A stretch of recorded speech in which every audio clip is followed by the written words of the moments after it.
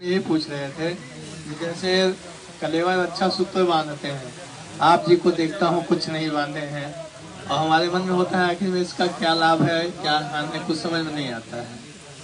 आप लॉकेट भी नहीं पहने हैं, तो इसके संबंध में हम जानना चाहते हैं कि हम भक्त भाइयों को क्या करना चाहिए। दास ने तो भगत जी लोकेटरी रक्षा सूत्र पहनना लगभग 2.5-3 साल से ही छोड़ रखा है, क्योंकि दास को तो समझ में आ गया कि परमात्मा कोई लोकेट में नहीं है, परमात्मा रक्षा सूत्र में नहीं है।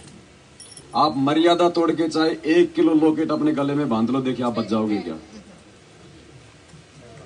जो 12 भगत जो मरे थे एक्सीडेंट में महाराष्ट्र वाले, उन सब ने लोकेट पहन रखे थे, सबने रक्षा सूत्र बांध रखे थे। क्यों मर गए भाई?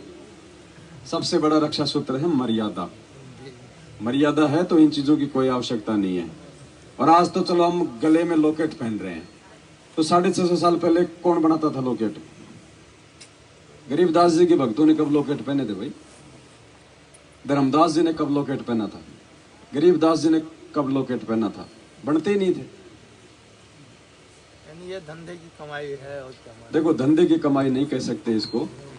कहने का मतलब है, जब बच्चा जब शुरुआती होता है ना, छोटा होता है, क्योंकि जब हम गुरुजी से जुड़ते हैं तो हम बच्चे ही होते हैं, चाहे हम मतलब जिला कलेक्टर हों, जी जी, लेकिन इस भक्ति में अगर हम जुड़ते हैं तो हम जो है बच्चे ही हैं। तो शुरुआत में क्या होता है ना, थोड़ा मतलब कि भाव वगैरह हमारे बने रहे, ठीक है, बाकी और इनका कोई महत्व नहीं है भगत जी। इसके विषय में भी परमात्मा ने बहुत अच्छे से बोल रखा है कि एक सत्संग के माध्यम से परमात्मा ने स्पष्ट किया हुआ है कि आपत्ति के समय लोकेट और रक्षा सूत्र काम नहीं करेगा, मर्यादा काम करेगी। जैसे हम यहाँ हमारे सामने कई ऐसी चीजें आई हैं,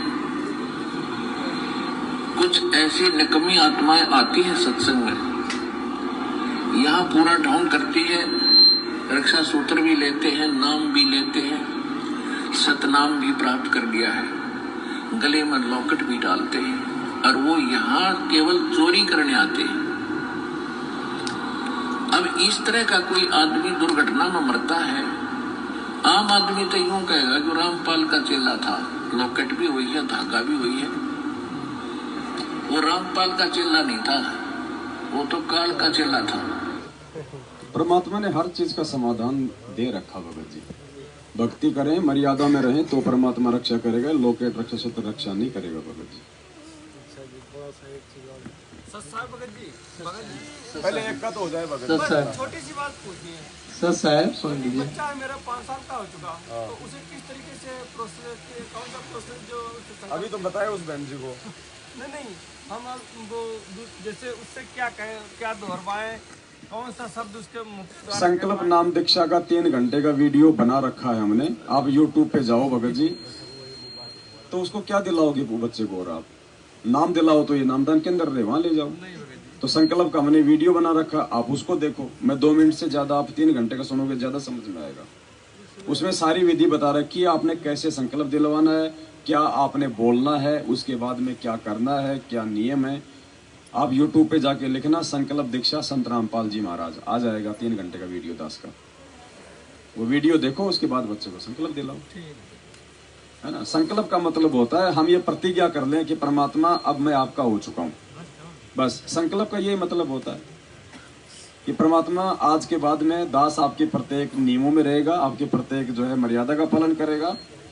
दास आज के बाद में कोई अनुपासना नहीं करेगा, जो आपके नियम है।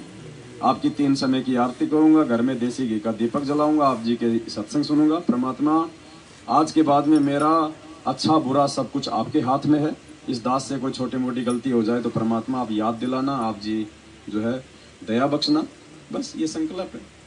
ये संकल्प लेके अगर मर्यादा में रहोगे तो बाड़ी बाका नहीं होगा भगत जी। परमात्मा मर्यादा सही रखे। हजारों बैठे हैं नाम यहाँ पे, संकल्प नाम दीक्षा वाले हजारों। क्या कहा था परमात्मा ने एक सत्संग में? संकल्प कोई ऐसी छोटी मोटी चीज नहीं है भगत जी। संकल्प नहीं है तो भक्ति भी नहीं है, ध्यान रखना। संकल्प के लिए कितना बोला हुआ है परमात्मा ने।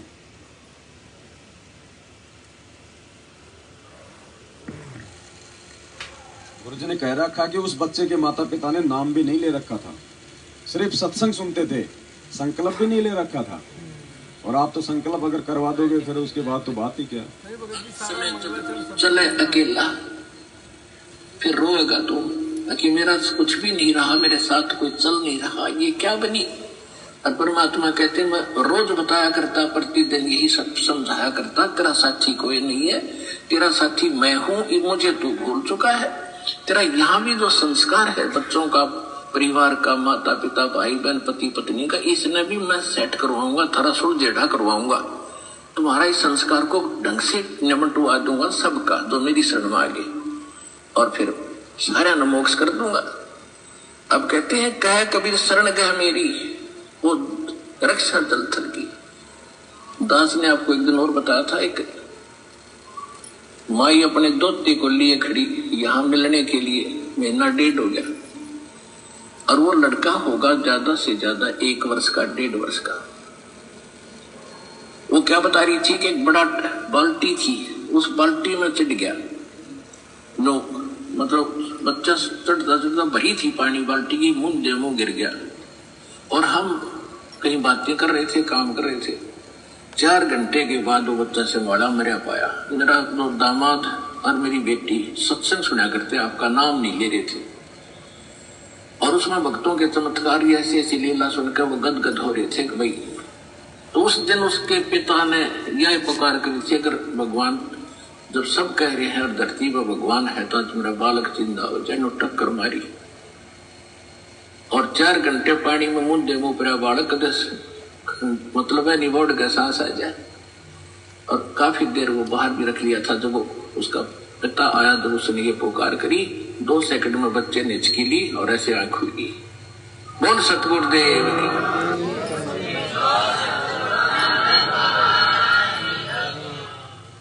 क्या कहा परमात्मा ने? ये गुरु जी कह रहे हैं अपने मुख से। क्या कहा उसके बाप ने? अगर धरती पे भगवान है तो मेरा बालक जिंदा हो जा। तो परमात्मा अपने मुख से कह रहे हैं, यानी हमें विश्वास दिला रहे हैं कि नालायकों, मैं हूं वो भगवान जो धरती पे हूं आज। तो भगत जी संकल्प में बहुत बड़ी पावर है। इन्होंने तो संकल्प भी नहीं किया था, ये तो खाली सत्संग ही सुनते थे गुरु जी के, लेकिन इनको विश्वास था सत्संग सुन के, इंटरव्यू देख के। तो इन्होंने सच्चे दिल से पुकार की थी, परमात्मा ने सुन ली। वो तो समर्थ है भगत जी।